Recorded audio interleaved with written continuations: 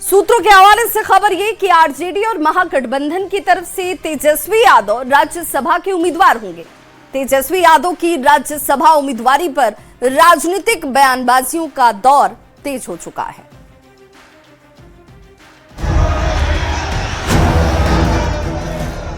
तेजस्वी यादव बिहार की राजनीति में लालू राबड़ी परिवार का सबसे बड़ा चेहरा। 36 साल के तेजस्वी यादव इस समय बिहार विधानसभा में नेता प्रतिपक्ष हैं। आरजेडी सूत्रों की माने तो तेजस्वी पाटलिपुत्र से सीधे इंद्रप्रस्थ जाने की तैयारी कर रहे हैं। आदरणीय लालू प्रसाद जी ने जब भी चौंकाने वाला जब फैसला लिया है तो कई बार लोगों को असहजता का सामना करना पड़ा है। चर्चा है कि तेजस्वी आरजेडी की ओर से राज्यसभा के उम्मीदवार होंगे और महागठबंधन के साथी दल उनका समर्थन करेंगे। लेकिन सवाल है कि क्या आंकड़े तेजस्वी यादव के समर्थन में हैं?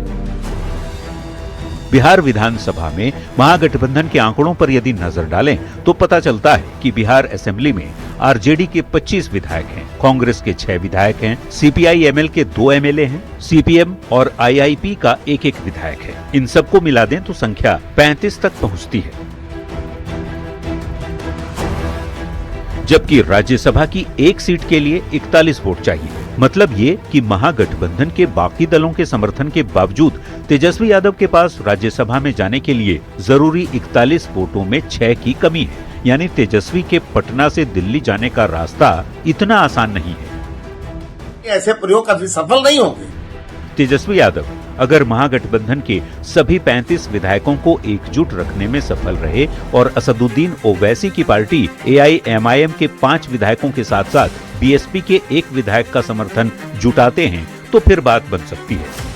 सुनने को तो ऐसा भी मिल रहा है कि सत्ता पक्ष के कुछ विधायक जो है वो तेजस्वी जी का समर्थन कर रहे हैं। लेकिन ये इतना आसान नहीं लगता, क्योंकि ओवैसी की पार्टी राज्यसभा चुनाव में अपना उम्मीदवार उतारने की तैयारी में है और इसके लिए एआईएमआईएम के प्रदेश अध्यक्ष अख्तरुल ईमान 2 दिन पहले समर्थन मांगने के लिए तेजस्वी यादव से मिलने भी गए थे।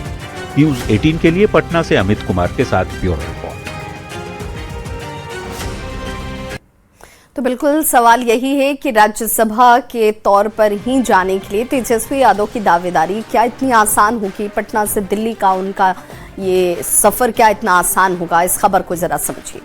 तो राज्यसभा की 5वीं सीट पर तेजस्वी का दावा कितना दमदार है, ये जानना इसलिए भी जरूरी है क्योंकि सूत्रों के हवाले से खबर आ रही है कि तेजस्वी यादव आरजेडी की ओर से राज्यसभा के उम्मीदवार होंगे और तेजस्वी के नाम पर सहमति बनाने के लिए महागठबंधन में इस वक्त चर्चा भी है। ऐसे में अगर आरजेडी की ओर से तेजस्वी यादव 5वीं सीट पर दावा ठोकते हैं तो उसके लिए सबसे पहले यह समझना जरूरी है कि आंकड़े क्या तेजस्वी यादव के समर्थन में हैं।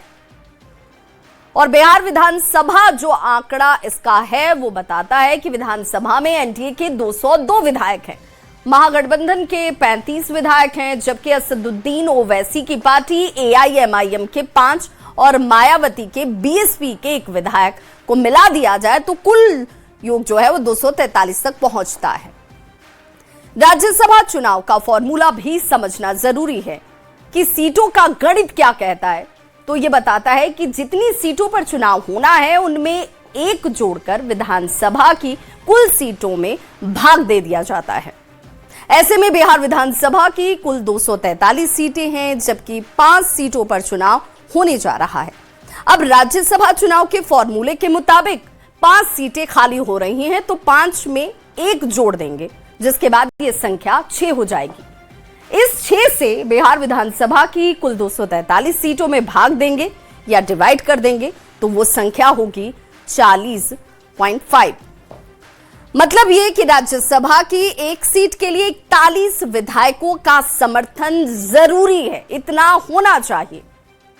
चूंकि एक सीट के लिए 41 वोट चाहिए, ऐसे में एनडीए की बात करें तो बिहार विधानसभा में जेडीयू के पास 85 विधायक हैं। ऐसे में जेडीयू की 2 सीटें तो पक्की हैं जो अभी उसके पास है। बिहार विधानसभा में बीजेपी की बात करें तो 89 विधायक हैं, यानी 2 सीट के लिए जरूरी 82 की संख्या से 7 ज्यादा हैं। मतलब ये कि एनडीए की 4 सीटें तो पक्की हैं, 2 बीजेपी की और 2 जेडीयू की। अब बची 5वीं सीट, जिसे लेकर चुनावी जद्दोजहद इस वक्त बेहद तेज है, क्योंकि महागठबंधन के पास कुल 35 ही सीटें हैं। आरजेडी की 25, कांग्रेस की 6, सीपीआई-एमएल की 2, सीपीएम की 1 और आईआईपी की 1 सीट, यानी कि राज्यसभा की 1 सीट के लिए जरूरी 41 की संख्या से 6 सीटें कम। अब अगर आरजेडी यानी कि तेजस्वी को 5वीं सीट चाहिए तो उन्हें असदुद्दीन ओवैसी की पार्टी एआईएमआईएम के 5 विधायकों के समर्थन के साथ साथ बीएसपी के 1 विधायक का समर्थन भी उतना ही जरूरी है जुटाना उन्हें। यानी आरजेडी को अगर सीट चाहिए तो आरजेडी को राज्यसभा में जाने के लिए, तेजस्वी को पहुंचाने के लिए महागठबंधन के साथ एआईएमआईएम और बीएसपी का समर्थन चाहिए। लेकिन यहां तो राज्यसभा की 5वीं सीट पर एआईएमआईएम ने अपना ही एक अलग दावा ठोका हुआ है। ओवैसी की पार्टी ने आरजेडी से अपने उम्मीदवार के लिए समर्थन मांगा। बिना ओवैसी के समर्थन के कैसे महागठबंधन जीतेगा, ये अपने आप में बड़ा सवाल है। मतलब ये तो जरूर है कि तेजस्वी की राह इतनी आसान नहीं लगती है। अब सवाल है कि अगर तेजस्वी यादव दिल्ली की राजनीति करेंगे तो विधानसभा में आरजेडी की अगुवाई और राघोपुर का प्रतिनिधित्व कौन करने वाला है? तो यहां भी एक चौंकाने वाला नाम ही सामने आया। जिसका नाम सामने आया है उसे जरा समझिए। बिहार के सबसे बड़े सियासी परिवार की सबसे खुशहाल तस्वीर है। लालू प्रसाद की राजनीति के सियासी वारिस तेजस्वी यादव, उनकी पत्नी राजश्री और उनके 2 प्यारे बच्चे। शादी से पहले राजश्री रिचेल हुआ करती थी। शादी के बाद लालू प्रसाद ने राजश्री नाम रख दिया और राजनीति में राजश्री रम भी गई। बताया जा रहा है कि तेजस्वी जब दिल्ली की राजनीति करेंगे तो राजश्री राघोपुर का प्रतिनिधित्व और फिर विधानसभा में आरजेडी की अगुवाई करेंगी। स्पष्ट है कि भाई तेजस्वी जी को मालूम है कि जो पाप किया है उन्होंने, अब उन्हें जेल जाना पड़ेगा भ्रष्टाचार के मामले में। इसलिए वो विधानसभा राघोपुर से अपने पत्नी को चुनाव लड़ाकर राजद का नेतृत्व सौंपना चाहते हैं। जैसे ही ये चर्चा तेज हुई, बिहार का सियासी पारा हाई हो गया। एनडीए नेताओं ने परिवारवाद का आरोप लगाते हुए आरजेडी पर निशाना साधा। यह साफ दिख रहा है कि तेजस्वी यादव की राजनीति अब पूरी तरह परिवारवाद की गिरफ्त में है। राज्यसभा की चर्चा हो या राघोपुर की सीट, हर जगह सिर्फ एक ही परिवार का कब्जा दिखता है। दरअसल तेजस्वी यादव राघोपुर से विधायक हैं। अगर तेजस्वी राज्यसभा के लिए चुन लिए जाते हैं तो फिर राघोपुर की सीट खाली हो जाएगी। ऐसे में राघोपुर में उपचुनाव होगा। सूत्र बताते हैं कि राघोपुर सीट के उपचुनाव में तेजस्वी यादव की पत्नी राजश्री यादव को आरजेडी उम्मीदवार बनाया जा सकता है। वैसे आरजेडी की ओर से अभी कोई आधिकारिक बयान नहीं आया है, लेकिन राज्यसभा चुनाव के ऐलान के बाद से बिहार की राजनीति में हलचल तेज जरूर है। न्यूज 18 के लिए पटना से अमित कुमार के साथ ब्यूरो रिपोर्ट। तो बिल्कुल, अगर तेजस्वी दिल्ली की राजनीति करेंगे तो फिर बिहार की और आरजेडी की अगुवाई कौन करेगा, ये बड़ा सवाल है। और इसलिए समझना जरूरी है कि बिहार की राजनीति में राशि की चर्चा इस वक्त क्यों हो रही है, इसे जरा समझिए। सूत्रों की माने तो तेजस्वी यादव राज्यसभा चुनाव लड़ेंगे। तेजस्वी राज्यसभा गए तो राघोपुर सीट खाली हो जाएगी। जो सीट खाली होती है उस पर उपचुनाव होता है। तेजस्वी राज्यसभा गए तो राघोपुर में उपचुनाव होगा। राघोपुर से आरजेडी उम्मीदवार हो सकती हैं राजश्री यादव। एनडीए नेताओं के आरोप हैं कि आरजेडी परिवारवाद वाली पार्टी है। अब भी आरजेडी में अगर कुछ है तो वो परिवारवाद ही हावी है। एनडीए नेता कह रहे हैं कि जब लालू प्रसाद जेल जाने लगे तो उन्होंने पत्नी राबड़ी देवी को मुख्यमंत्री बना दिया। अब तेजस्वी के राज्यसभा चुनाव लड़ने की चर्चा है तो वो भी पत्नी राजश्री यादव को विधायक बनाएंगे। हालांकि राजश्री के नाम को लेकर कोई आधिकारिक ऐलान अभी हुआ नहीं है। आरजेडी की ओर से कुछ कहा नहीं गया इसे लेकर। और चलिए अब शराबबंदी, शराब, ये 2 शब्द हाल के दिनों में बिहार में काफी चर्चा में है। शराब की अवैध बिक्री और कानून को ठेंगा दिखाने की तस्वीरें भी आपने लगातार देखी होंगी। कुछ ऐसी ही तस्वीर सामने आई समस्तीपुर से, जहां एक बार फिर से खाकी पर शराब माफिया भारी पड़ते नजर आए। आखिर क्यों शराबबंदी वाले प्रदेश में माफिया को कानून का खौफ नहीं है, समझिए इस रिपोर्ट के जरिए।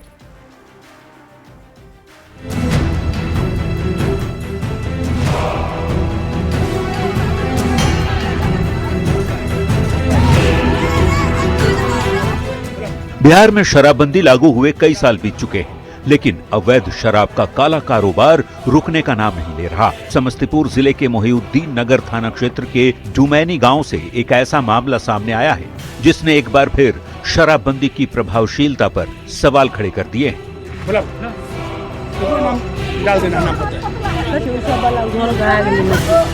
आप छोड़ दीजिए सर।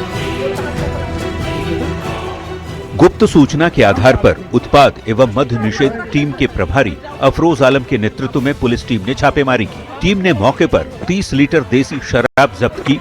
साथ ही शराब बनाने का पूरा सेटअप, चूल्हा, तसली, गैस सिलेंडर और कई उपकरण भी जब्त किए गए। साथ ही वहां बने अवैध निर्माण को भी ध्वस्त कर दिया गया।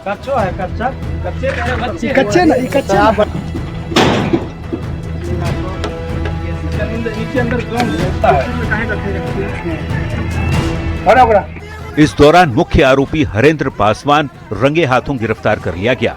पुलिस ने उसे वाहन में बिठाकर थाने की ओर ले जाना शुरू ही किया, लेकिन तभी ग्रामीणों और परिजनों ने पुलिस वाहन को घेर लिया।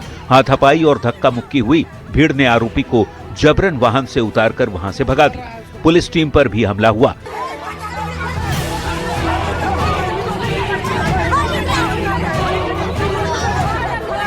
ये घटना बताती है कि शराबबंदी के नाम पर कानून का उल्लंघन सिर्फ छिपकर नहीं, बल्कि खुलेआम और पुलिस के सामने भी हो रहा है। कानून व्यवस्था के लिए यही चुनौती भी बन रहा है। समस्तीपुर से न्यूज़ 18 संवाददाता मुकेश कुमार के साथ ब्यूरो रिपोर्ट।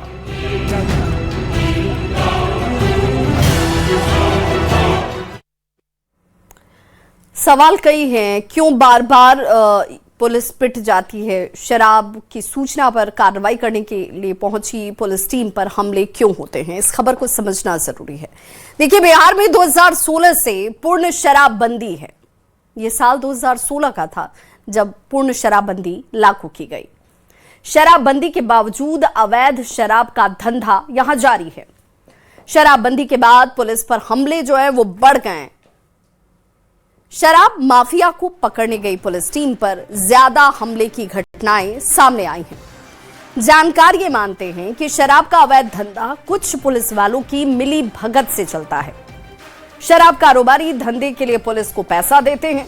पैसा देने वाले शराब के धंधेबाज पुलिस से डरते नहीं हैं। पुलिस पकड़ने जाती है तो हमला किया जाता है और समय समय पर पुलिस पर हमले की खबरें भी सामने आ जाती हैं। और चलिए अब रुख करते हैं दूसरी खबर का, जिसमें जमुई में रिसेप्शन पार्टी में जश्न के दौरान फायरिंग ने एक महिला डांसर को गहरे जख्म दे दिए। डांस के दौरान मंच पर गोलियों का छर्रा महिला डांसर के चेहरे पर जाकर लग गया। घायल महिला डांसर को इलाज के लिए अस्पताल में भर्ती करवाया गया है। वहीं मंच पर गोलियां दागना दूल्हे के परिवार को भारी पड़ गया। पुलिस दूल्हे समेत 3 लोगों को गिरफ्तार कर चुकी है। रिसेप्शन पार्टी का ये वही पंडाल है जहां रात में पार्टी के दौरान जमकर फायरिंग हुई। पंडाल की ये तस्वीरें बता रही है कि शादी के जश्न में किस तरह से गोलियां गूंजी होंगी। अब इस तस्वीर को जरा देखिए। अस्पताल में पड़ी महिला डांसर का चेहरा झुलसा हुआ है। डांसर के चेहरे पर कारतूस के छूटे बारूद के छींटे पड़े हैं और चेहरा झुलसा हुआ है। दरअसल जमुई के लोहरा गांव में रिसेप्शन की पार्टी में मनोरंजन के लिए डांस कार्यक्रम भी रखा गया था। कार्यक्रम के दौरान जब महिला डांसर स्टेज पर प्रस्तुति दे रही थी, तभी अचानक फायरिंग की आवाज सुनाई थी। बंदूक से निकली गोलियों का छर्रा सीधे डांसर के चेहरे पर जा लगा। डांसर पूनम पिछले 2 साल से डांस करती है, लेकिन जमुई की रिसेप्शन पार्टी ने उन्हें गहरा जख्म दे दिया। गुड टाइम को पैसा दिया था, हम उधर ही नाच रहे थे, तो उतने में पता नहीं किस टाइम पे गोली चला दी, एकदम से ऐसा लग गया। हाँ, चला था। पता चला कौन चलाई इसके बारे में पता है? ये क्या चीज? लड़कों के पास था उनका नाम, पता नहीं कौन सा। दो लड़के के पास गन था। 2-3 लोगों के पास। शादी की रिसेप्शन पार्टी में लोगों को फायरिंग करना भारी पड़ गया। पुलिस दूल्हे समेत फायरिंग करने वाले 3 आरोपियों को अरेस्ट कर लिया है। जांच में ये बात सामने आई है कि 3 से 4 युवकों ने जश्न की रात फायरिंग की वारदात को अंजाम दिया। बड़ा सवाल है कि जश्न में फायरिंग करने वालों का आखिर इलाज क्या है। न्यूज़ 18 के लिए जमुई से संवाददाता केसी कुंदन की रिपोर्ट।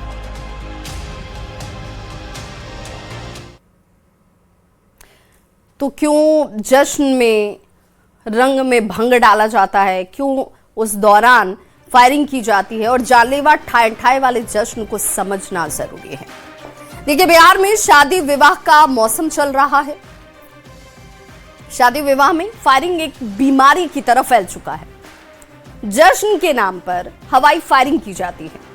कई लोग नशे में फायरिंग करते हैं, जो मौजूद लोग होते हैं वो नशे में होते हैं और उस दौरान फायरिंग करते हैं। जश्न के नाम पर भी की गई फायरिंग कई बार जानलेवा साबित होती है। ठाए वाले जश्न के चक्कर में बेगुनाहों की जान चली जाती है। हालांकि शादी विवाह में फायरिंग करना गैर कानूनी है। कई बार ऐसे मामले में कार्रवाई होती है, लेकिन घटनाएं थम नहीं रही हैं। और चलिए रुक करते हैं दूसरी बड़ी खबर की तरफ। नक्सलियों के खात्मे की डेडलाइन आ चुकी है। नक्सलियों के खिलाफ सुरक्षा बलों ने भी अभियान को तेज कर दिया है, लेकिन जमीन के नीचे बिछी मौत की आईडी एक बड़ी चुनौती बन रही है, जो नक्सलियों के खात्मे के बाद भी सुरक्षा बलों के लिए एक बड़ी परेशानी साबित हो रहे हैं।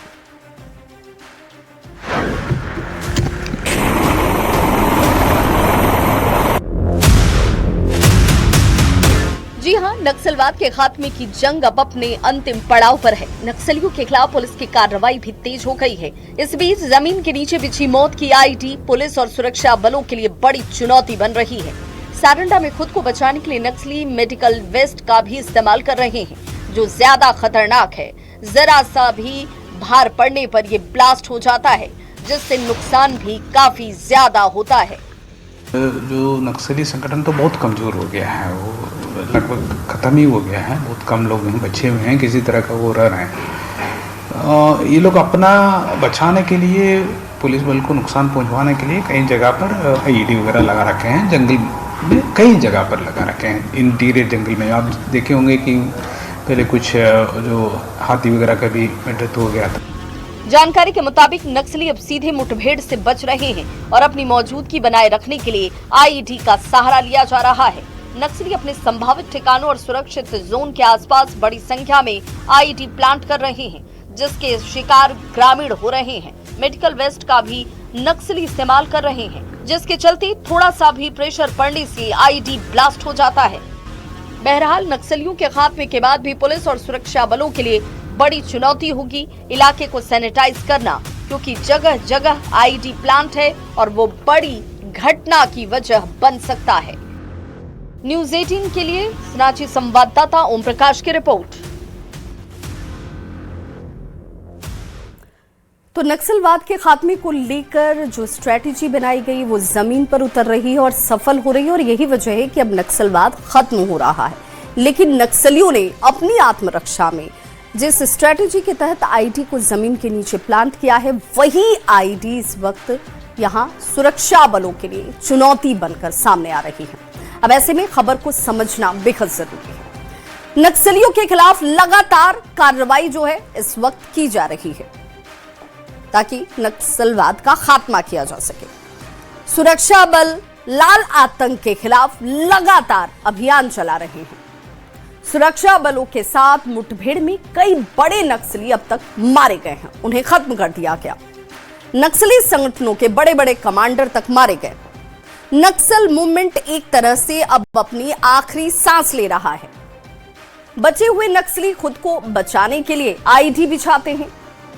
कई बार सुरक्षा बल के जवान इसी आईईडी की चपेट में आ जाते हैं। सुरक्षा बलों के लिए इससे बचना एक बड़ी चुनौती है, और इसीलिए अब इस चुनौती का सामना करने के लिए एक अलग स्ट्रेटेजी पर काम किया जा रहा है, इस आईईडी को डिटेक्ट करने को लेकर, और तब नक्सलियों तक पहुंचने की कवायद तेज है। बात करेंगे पवन सिंह की, तो पवन सिंह पर खेसारी लाल यादव की तरफ से एक बड़ा बयान दिया गया है। राज्यसभा जाने की खबरों पर खेसारी लाल की तरफ से एक बड़ा बयान पवन सिंह को लेकर, जिसमें खेसारी लाल ने पवन सिंह को बधाई दी। राज्यसभा वो जाएं मैं बधाई देता हूं, बेहतर काम करें। मैं जहां हूं, यानी खेसारी खुद को कह रहे हैं कि मैं जहां हूं बहुत खुश हूं, मुझे यहीं रहना है।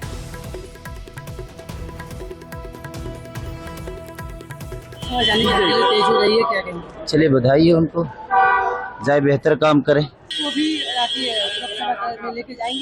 मैं जहाँ हूँ बहुत खुश हूँ और मुझे यही रहने दीजिए।